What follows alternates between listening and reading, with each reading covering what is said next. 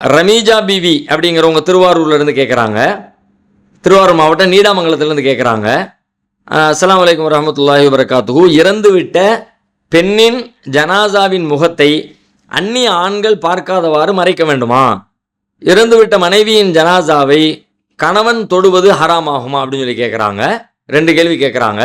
இறந்துவிட்ட பெண்ணுடைய முகத்தை அந்நிய ஆண்கள் பார்க்கக்கூடாதா, மறைச்சு வைக்கணுமா?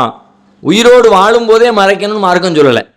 உயிரோடு வாழுகிற காலத்திலே ஒரு அந்நிய பெண் ஒரு பெண் அந்நிய ஆண்களுக்கு முன்னாடி தன்னுடைய முகத்தை மறைக்கணும்னு சொல்லி சொல்லலை. இறந்து விட்ட பிறகு மறைக்கிறதுல என்ன தேவை வந்திருக்குது? நீ சொல்ல போனால் வாழுகிற பொழுது தான் மறைப்பதற்கான தேவை அதிகம் இருக்கிறது. பார்க்கிற பொழுது இந்த உணர்ச்சி பல விஷயங்கள் அதுக்குள்ளே இருக்குது. ஆனால் இறந்து விட்டதுக்கு பிறகு என்ன இருக்குது? ஒன்றுமே இல்லை தானே. ஒரு இறந்த சடலத்தை பார்க்கிற பொழுது, உயிருள்ள ஒரு பெண்ணை பார்க்கிற பொழுது ஏற்படுகிற உணர்வுகள் ஏற்படுவதற்கான வாய்ப்பு ரொம்ப கம்மி தானே. அப்போ உயிருள்ள நிலையிலேயே திறந்து வச்சிருக்கிற அனுமதி இருக்குது.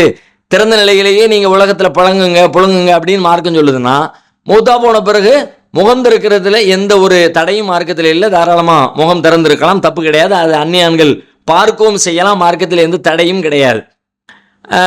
ஜனாசாவை கணவர் தொடலாமா? தாராளமாக தொடலாம். அவருக்கு அந்தரங்கமே இல்லையே. ஒரு அந்நிய பெண்ணை தொடுறது தான் பிரச்சனை.